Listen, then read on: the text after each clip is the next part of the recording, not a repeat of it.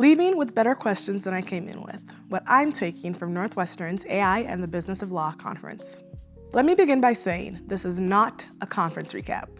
It is more like a map of the questions that I'm still learning to ask. Today was one of those days that felt a little bit like a dream. I spent the day at Northwestern's AI and the Business of Law conference, and I left with my head spinning in the best way. Not because I have answers, but because I worked away with new language, new context, and a clearer sense of direction on the questions that I want to keep wrestling with. For a while now, I've been trying to understand how we assign responsibility and manage risk when AI systems cause harm, especially when that harm touches identity, privacy, creative ownership, autonomy, and our mental or physical well-being. That question comes from a few places.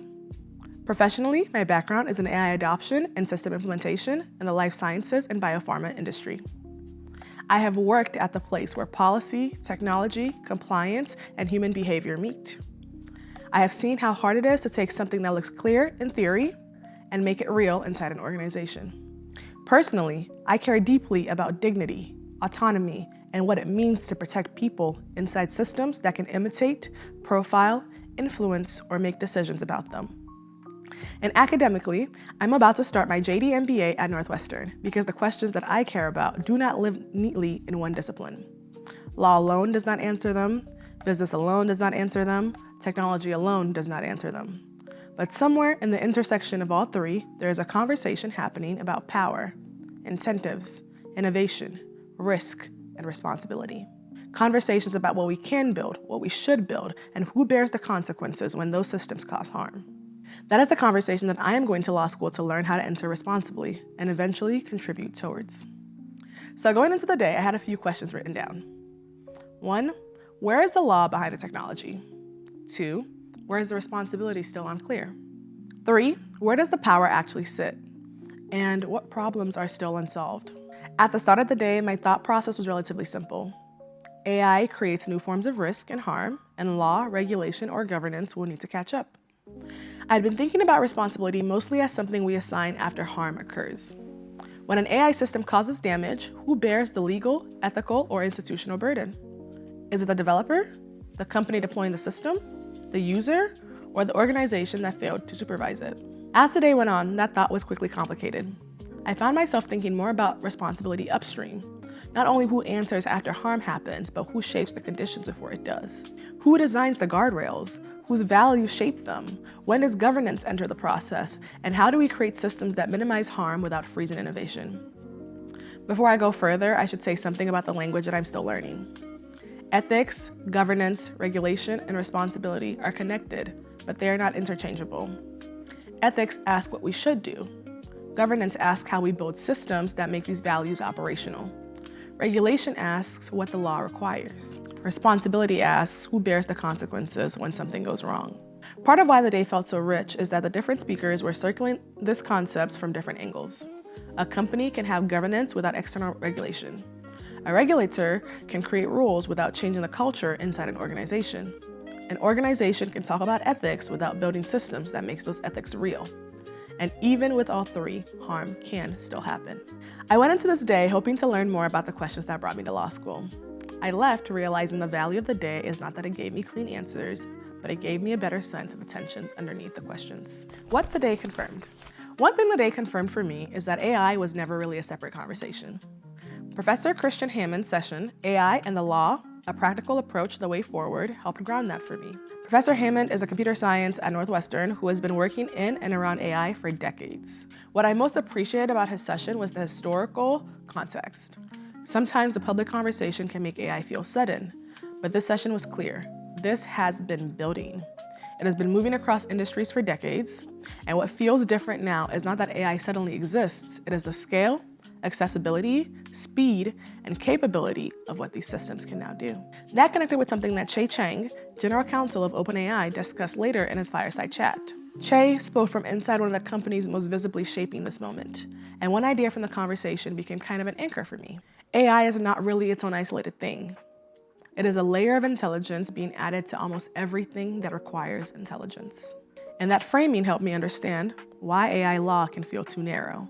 If AI is a layer of intelligence, then the question is not simply what is AI law, The question becomes what happens when intelligence gets embedded into healthcare, legal services, education, finance, employment, creativity, social media, consumer products, scientific research, governance, and every other system that we already live inside of. If that is true, then lawyers do not need to understand AI just as a subject, but they need to understand how AI changes the systems that their clients already operate in. That felt like confirmation of something that I already suspected, but had not yet fully articulated. What the day complicated? The harder part is that if intelligence and capability are increasing, the question begins, to what end? Che talked about increased capabilities in a way that I found both fascinating and unsettling. The idea that one person can become more like a one-person organization because they can use agents, tools, and models to do what previously required teams of people. And that is extraordinary. But it also makes me wonder what becomes valuable in that world. If knowledge becomes easier to access, if first drafts become easier to generate, if baseline analysis becomes easier to produce, then maybe the value shifts somewhere else. At one point in Professor Heyman's session, he asked something like, why do they want to go so fast? They being the organizations leading the AGI charge. My answer was instinctive. Money, duh. But he pushed back against that. He said, no. They want to be the smartest person in the room. I've been trying to make sense of that ever since. Now, I don't know if this is what he meant, but after mulling it over in my mind, where I landed was power.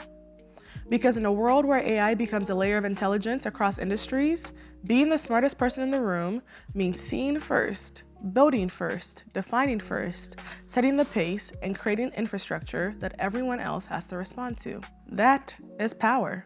And maybe that's why the speed unsettles me. Speed is not neutral when the people moving fastest are also the people defining the terrain. Innovation without direction can become power without accountability. The problem of pace. Technology moves through releases, updates, model improvements, deployment cycles, and product roadmaps.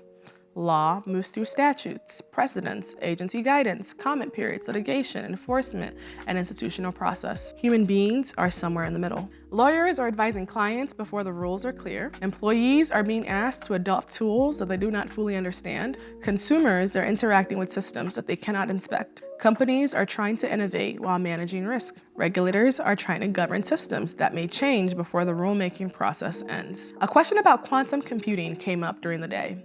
And even though that technology may not be immediately practical in the way generative AI already is, it chaperoned the pacing problem for me because the horizon simply does not stop moving. Law's slower pace is not automatically a weakness. Deliberation matters, process matters, legitimacy matters. But if technology is accelerating and the law is deliberating, then the question becomes, what protects the human standing in the gap? That is where governance starts to feel urgent to me. Not as a substitute for the law, but as something that has to operate while the law is still finding its language. What I could not stop noticing. One thing I could not stop noticing was how often we talked about efficiency, value, and adoption in regards to AI. The afternoon panel, AI Considerations and Implications for Businesses, brought together in-house legal and policy leaders from organizations including PetSmart, IBM, OpenAI, and Innovacer. That session was especially interesting because it moved the conversation from abstract AI risk to what legal teams are actually experiencing inside businesses. The in-house lawyers on the panel were very clear. They want to see real value from law firms using AI. Not press releases, not innovation teams giving glossy presentations, actual efficiency, actual cost savings, and a better work product. That part of the conversation was fascinating because it exposed something bigger than technology. It exposed incentives. If AI can produce the first draft, summarize the document, compare the deal terms, generate the first version of an analysis, then the value of legal work changes. But if the business model still rewards hours, then the technology and the incentive structure are moving in different directions. That feels like a very JD MBA question. Technology may make efficiency possible, but the business model determines who benefits from that efficiency. Is it the client, the firm, the lawyer, the public, or does that value just get captured somewhere else? That question followed me beyond legal services. If these systems are going to become layers of intelligence across society, then it matters who builds them. Who owns them, who controls access, who benefits when they scale, and what are they optimized to do. For years, digital platforms have been built around understanding, predicting, shaping, and monetizing behavior. We already live in an economy where attention is valuable, data is valuable, influence is valuable. So when AI becomes more powerful, more personalized, more embedded in the way people search, learn, work, create, and make decisions, I find myself asking what exactly are we accelerating towards? Are we accelerating towards access to knowledge, productivity, better decision-making, scientific discovery, creativity? All of that may be true. But are we also accelerating towards persuasion, dependence, misinformation, manipulation, and the capture of attention? Maybe that's true too. Maybe you can't have one without the other. That is what makes this complicated. The ownership layer. After the fireside chat, I had a brief conversation with Che Cheng about IP, AI, and the ownership of creative work. I asked him what happens to the value of higher level strategic and creative work when that work is increasingly AI assisted, especially if AI also makes the lower friction first draft easier to produce. As I understand him, work co-created with AI will have value, but the market may value it differently, perhaps below work created solely by humans. I have been sitting with that. I understand the logic. If AI makes certain kinds of production easier, then the market may treat that output differently. We may be moving towards a world where easier first drafts cheapen excellence, or we may be moving towards a world where they raise the standard for it. What I heard in Che's answer was something more hopeful. If more people can access information, generate a starting point, move from a blank page to a first draft faster, then the human element may become even more valuable. That is the hopeful version. The darker version is that the value does not flow down to the people using the tools. The darker version is that we become dependent on systems we do not own, while the platforms that host, train, rank, distribute, and monetize the work capture more of the value. That is where the ownership question starts to feel bigger than copyright. It's not only who owns the work and what value does it have, it is also who owns the platform, the data, the infrastructure, the route to visibility, and the conditions under which creation happens.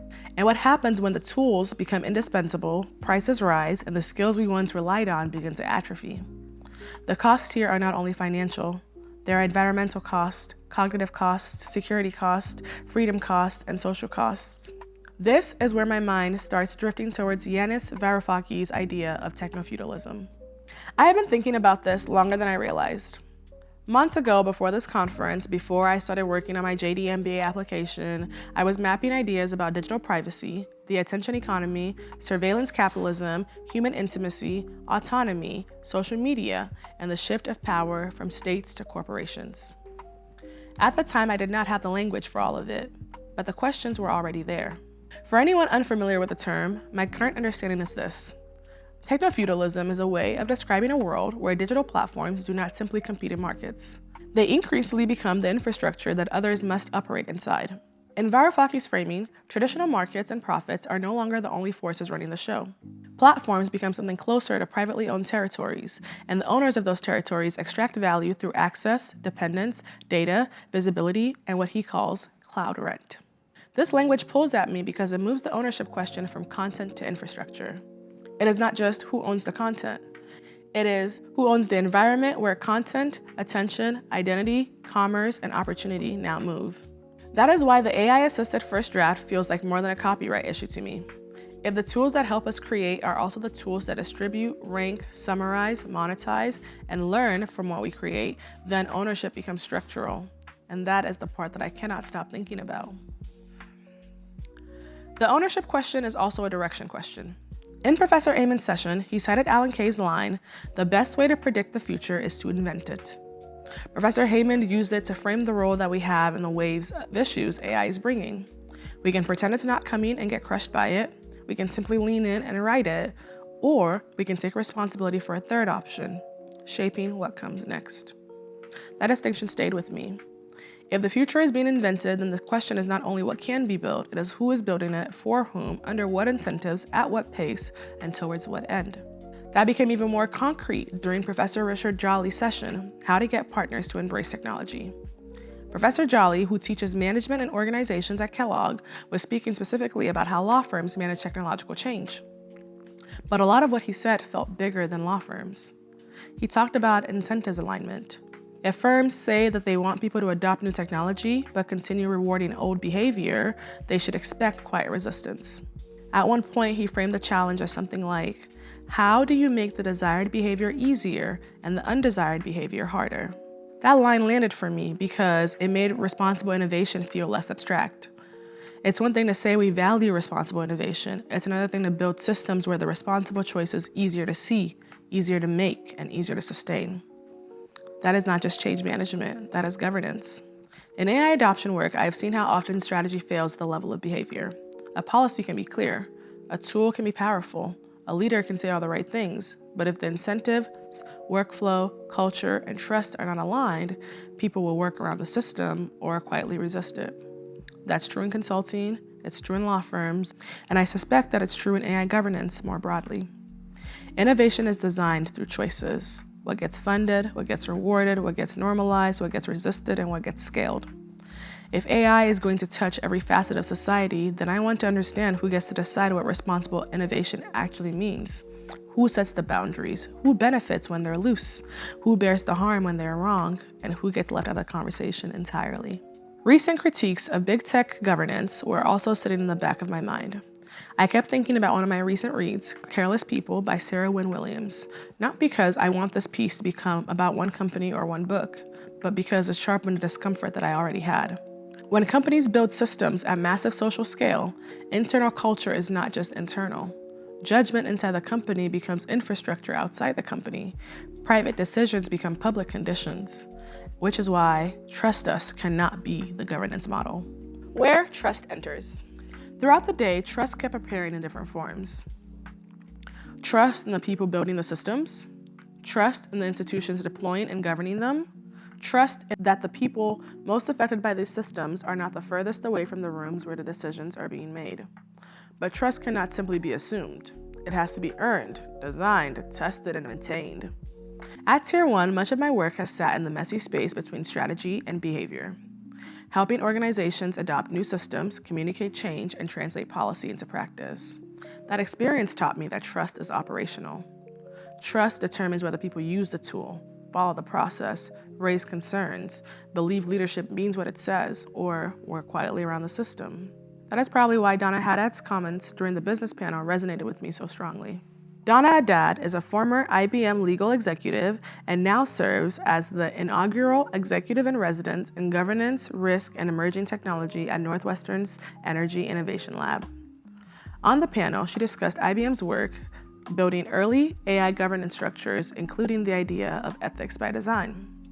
Not build the system, scale the system, and then ask whether it creates ethical or legal problems, but build guardrails, transparency, review, and accountability in from the very beginning. I like that approach a lot. IBM's continued relevance across major enterprise systems made the point feel less theoretical to me. Ethics by design is not only a principle for experimental technology, it is a governance posture for systems that people actually rely on. And in reality, I'm not convinced that this approach has to limit innovation. Professor Heyman framed this in a way that I really appreciated. If you want to see creativity, place some constraints around the problem and see what people build. Maybe guardrails are not the opposite of innovation. Maybe the right guardrails create the conditions for better innovation. Maybe before the law, before formal rules, before courts and regulators fully catch up, there is a need for high-level direction setting that protects people while still leaving room to build.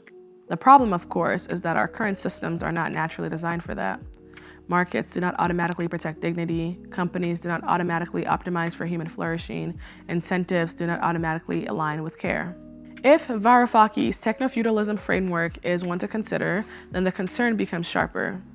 The systems shaping creation, attention, information, and opportunity may be increasingly owned by institutions whose incentives are not the same as the public's. That is why trust cannot be the end of the conversation. Trust has to be supported by governance. Governance has to be shaped by ethics. Ethics has to be made real through incentives, accountability, and design.